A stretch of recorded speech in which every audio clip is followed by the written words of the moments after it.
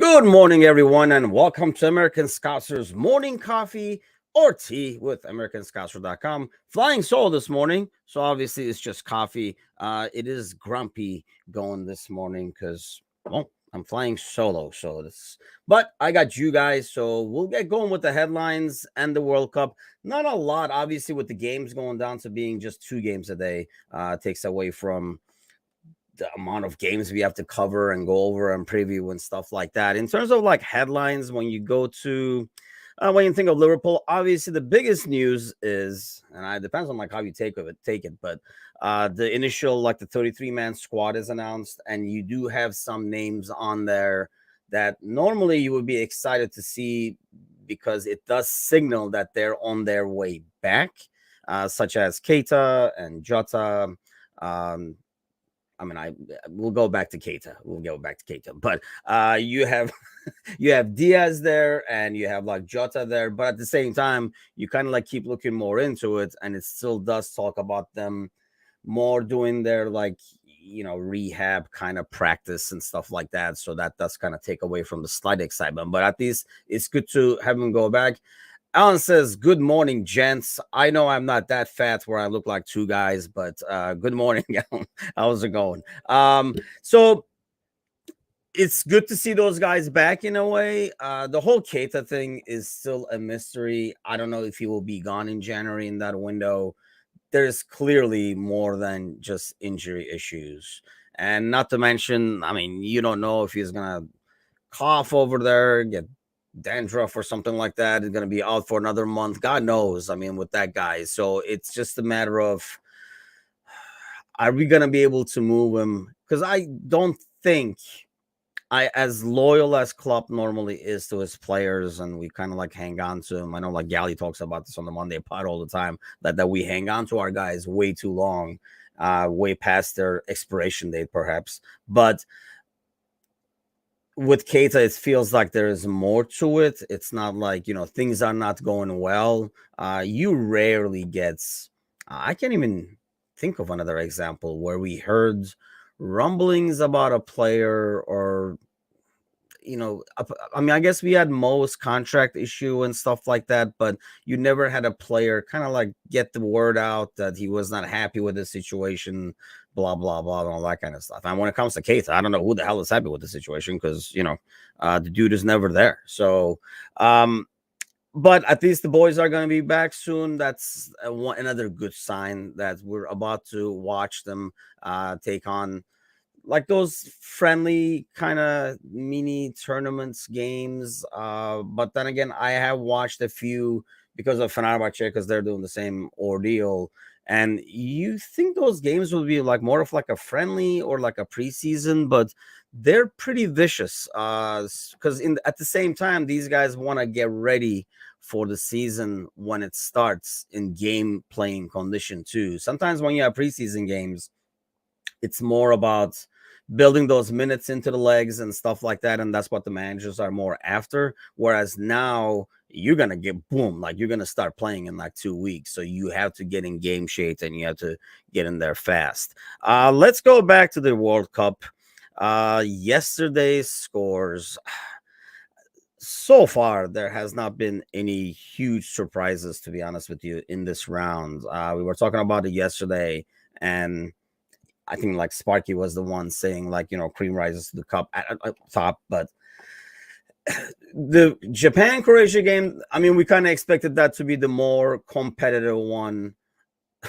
Alan says maybe Keita was kidnapped by aliens. They would bring him right back because they don't want to take an injured specimen. If they're gonna examine the human, they probably don't want somebody injured so they can get like more out of the picture there. But Japan, Croatia, obviously more of the competitive one, and we kind of expected that, right? And I was kind of looking forward to that game. Really like how Japan plays, and Croatia has got so much talent. Modric, man, that guy is a joy to watch. He really is. I mean, I know he plays for Real Madrid and he's torched us quite a few times, but like how he is on the ball, some of the like the simple passes he makes just creates so much space. His movements is just unreal to watch. It's a midfielder's clinic to just watch that guy in action there. So, I mean, kind of like what we have with Thiago, right? Like the movements, where they get the ball, their vision. Sometimes they know where the ball is going to go before it comes to them because they've already surveyed the area. It's just like an amazing thing to watch. I was not sure, and we were talking about this in the Discord channel, if the age and experience of Croatia would come to bite them in the ass when it came to penalty kicks. Because as the game went on and they went into overtime, they had to make substitutions. Because obviously, I mean, they even had to take Modric out, they had to take Perisic out. Like these guys that are experienced and that, kind of have carried this team all along, they had to take out because obviously the legs, these as great as they are, not 120-minute great. They could only muster like I think like 100 minutes, and the other one did like 105 or something like that. But so wasn't sure if that was going to come to bite them in the ass when it came to penalty kicks, taking these experienced guys out of the equation. But then Japan took penalty kicks, and you kind of figured there will be no issues at all. Taki's penalty kick could be one of the worst I've seen in a long, long time. I mean, there are times where, like how people do the chip or something like that, and it looks bad. But this was like soft towards the middle, not even going to a corner. I mean, didn't even take a full dive, more like all you had to do was like collapse like a sack of potatoes as a goalie, and you were saving that brutal penalty kick. And the other ones were not that much better. And I think this is like the shortest and the quickest one we've seen in a while. I mean, it was a penalty kick shootout with little to no drama because it started with a miss. And then, Croatia makes it, and it just kind of like, even after Croatia missed it, you were like, are they going to come back from this though? Because it's not looking very good. And obviously they did not. So Croatia does go through. I think ultimately, we look for like feel good stories and teams that we can get behind. And I think because of their style of play and how they carry themselves overall on the field, as well as obviously off the field, we know what they do, like cleaning up their changing rooms after the game and fans cleaning the stadiums and stuff like that. I mean, it's kind of like a joy to have them go to these tournaments and stuff. And they were really fun to watch. It was a fun team to watch overall.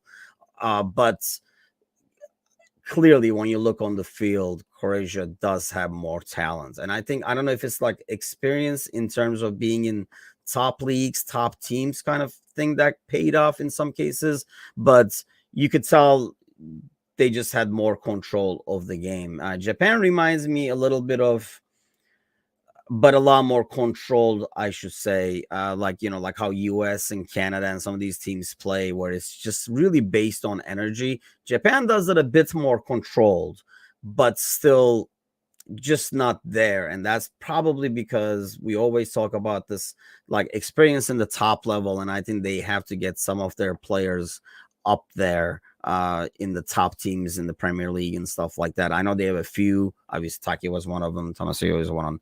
But I think that's what it's going to take for some of these teams to advance further. Just people who are going to be more clinical, people who are going to be more composed when it comes. And, penalty shootouts, somebody's going to go bad. Something's going to go bad, right? I mean, somebody has to do poorly for the other one to go. It's kind of like a crapshoot for the goalie. I mean, yeah, granted, some goalies are better at it than others, but really, Japan, the way they were taking those penalties, I think I could have been in goal and got at least one of them out. Definitely Taki's, because I would probably freeze and not move and just bend over and pick that one up. But the other ones even just did not look like good penalties, and Croatia goes through to face Brazil. So this is like an interesting one. I mean, that was just a blowout, scoring early and everything like that. Brazil kind of takes them totally out of the equation, and it was going to be a matter of how many will they have mercy kind of thing. I know they were talking about they got scored on 7, so they're not,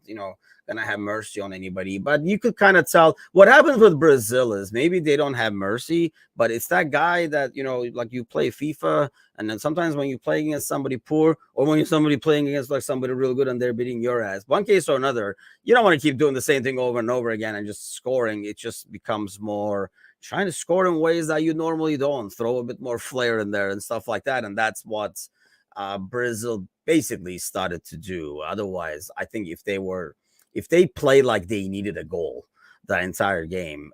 It was going to get ugly, you could tell.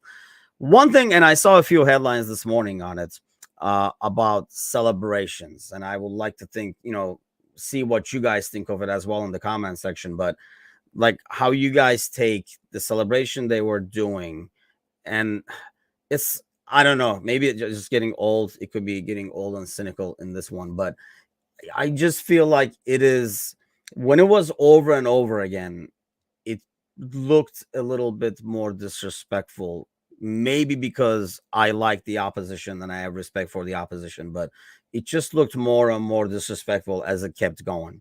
Because you rarely have somebody. I mean, I find it the same way as you score the first goal, you go ape shit, you go dance, hop over each other, whatever you got to do.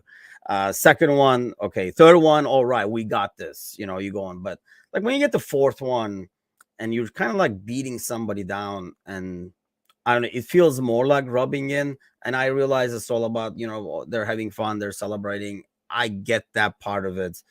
But maybe if it was against Portugal, I'd be joining in the dance and doing it in front of the TV. But maybe because it is South Korea, it just felt, and it was just like, okay, it's done. Let's just go back and kick it over again and start over again instead of dancing around over here after like the fourth goal. So they do get a beauty of a goal in, which I felt bad for Alisson. There's a slight deflection in that one as well. Alisson had like a great game. I mean, like an unbelievable game. I don't think there's any question the dude is the best goalie in the world right now.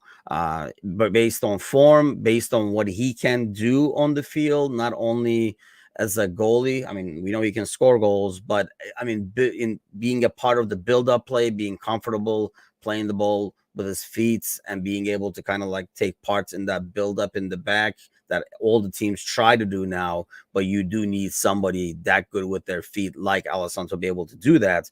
And he is. And some of the shots he saved yesterday. So I mean, from being a shot stopper to like reflexes to coming out and like commanding the box. I mean, everything. The dude is the entire package, and happy for him.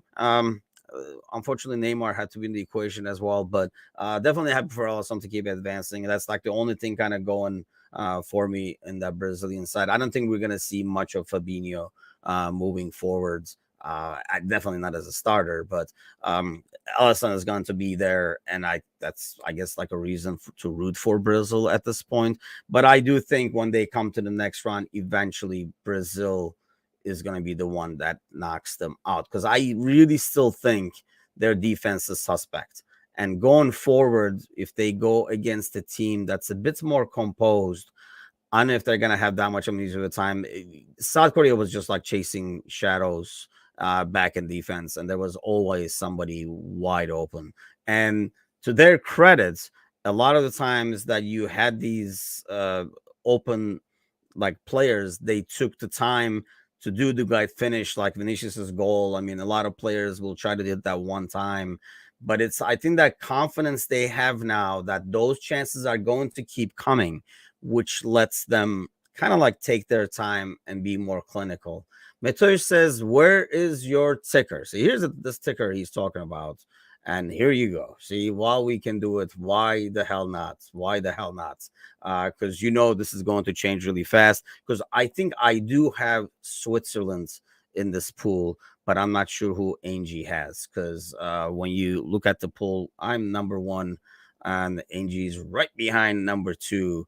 Metosh, who's asking for a ticker, used to be one at one point. Those were the days. Those were the days. It's only been a week, but I think it's kind of getting trickier to make up ground now too, Matesh. So I don't know what to tell you. Sorry. But let's get to the rest of the predictions. Morocco, Spain, Portugal, Switzerland today. I had Spain going on this one. Now I'm going to really have to pull this up and make sure we know what we're talking about. But I know Spain lost their last game, but it was kind of like I don't know. I feel like a lot of teams did that, right? The ones that won their first games almost like kind of continued, like the first two games they kind of like had a letdown in their other game. Actually, I do have Portugal winning this. Maybe my heart wanted Switzerland, but I did go with Portugal. Sadly, they are the better team, but for the first game I have Spain. Morocco is a good story. They do a lot of good players, but at the same time I just think Spain is really, really good. I Without looking at that last game, they were one of the best teams in the tournament in terms of the way they play, an incredible midfields, and the way they control the ball, the way their build up is. Like I say, it reminds me of more of like somebody throwing a club team in a national team champions, like a tournament kind of a deal. The way they kind of connect with each other, the interplay and stuff like that makes it look like they've been playing together forever. And I think that's one thing that's totally different to every other team in this league. So I do think not going their issue is, I think, like not having, the front line being as scary or threatening as some of the other ones. Um, Mateusz says he has Switzerland and Morocco. I think Gally was the one predicting Morocco last night on the podcast as well. He says either puts me top or I fall far and hard. Yeah, because the Morocco one especially. I don't know. There could be a bunch of people who picked Switzerland. And like I say, my heart says Switzerland, but I still think Portugal is the better team. But I'm hoping Spain knocks out Portugal in the next step here. But I do have Spain. I almost feel like it's going to be an easy one. We can see a Brazil, South Korea kind of a game. And I just gave them the kiss of death, so they will probably lose and Mateusz will advance. So, but I really think Spain is a really, really solid team that will do well and advance. So the morning game, more than the morning game, I think the afternoon game today is the one to kind of keep an eye on. I'm going to watch both of them, I guess. But Portugal, Switzerland, like I say, that Portugal team, man, there's so many characters that are like unlikable or more like even hateable. I mean, Ronaldo, Fernandez, Silva, even Felix. I did not realize he was such a flopper, and a whiner. But it's like, and let's face it, when Jota is in there too, it's like the Portuguese way of doing things or something. Nothing against Portuguese people, but their national team is like everybody acts in that specific way. And it's kind of like to watch. I hate to say it, that makes you root for the team they're playing against, regardless of who it is. So, in some ways, despite Mateusz getting the points over here, I would not mind the Switzerland win. I just don't see it. I still think Portugal is so much better. And Switzerland, they were talking about how professional Shaka is now and stuff like that. I can see that Switzerland game got ugly at the end. And I can see a team like Portugal easily getting the underskin of that Swiss team and causing them to get yellows and maybe like a reds and stuff like that. I'm actually shocked with the lack of red cards in this tournament. I don't know if that's something specific that the refs are looking for. I find it shocking that we have not had more reds so far in all these games. I don't know how many we've even had. Have we had any? I can't remember now. Yeah, we did have one, I think, right? But it's just like I've been shocked. You watch the Premier League games, and I think out of every week you see at least 3 or 4 probably, and so it's been shocking that we did not see as many in this one, and I kind of put that more on. Maybe in the first game or two, players a bit being more under control so they don't get the yellow cards and they don't miss a game and stuff like that. But I expected, especially the last game of the group stage. And in a game like, these elimination games, towards the end where frustration gets the best out of you because, your time has come to an end and stuff like that. So you might do a tackle, go out with a bang, if you will, and then, wipe somebody out. But have not seen much of that. But my money is on the Portugal-Switzerland game. So I'm making that prediction. There should be a bonus point in the pool, actually. But I'm making that prediction where there will be a red card in that game as well. And Portugal will advance to the next round to face Spain. And I think that's when Spain knocks them out. So far, we have not really had any surprises in this round, right? Like the team who's expected to win has won. I mean, you could debate yesterday's Japan-Croatia game in terms of who was expected to win. I think most people, including myself, expected Croatia to win. On paper, you would probably pick Croatia just by their experience and stuff. And it could have gone either way. Obviously, like I said, when you go to penalty kicks, it's a crapshoot. But it was crappy penalty shooting by Japan, so Croatia advances through on that one. But otherwise, there have not been any surprises. And you would think, if you look at today, Spain is the obvious favorites in that game, and Portugal, Switzerland, I would think Portugal is the favorites in the betting odds and stuff like that. I started betting in this, like just to make things a bit more entertaining, like placing like small parlays every day and stuff like that.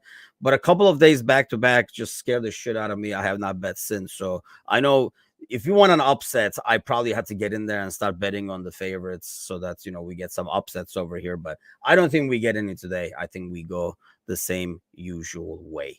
That's it for today. Not a lot of headlines, not a lot of news when it comes to the World Cup.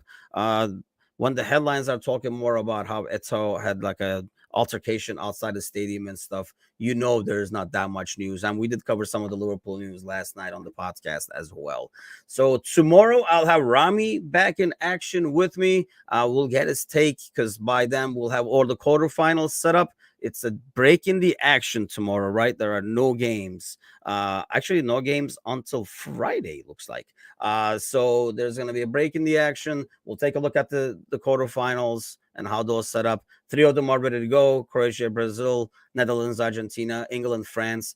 Really, really good matchups, really. The Brazil-Croatia one looks a little lopsided, but that's one that you never know. I knew South Korea would not be able to pose a threat, but you never know if Croatia can play smart enough to get something out of that Brazil game with the experience they have. So we'll talk about all that with Rami tomorrow. You guys have like an awesome Tuesday, and we'll see you guys tomorrow morning. First thing at the same time. Grab your cup of coffee and join me. Take care, everybody.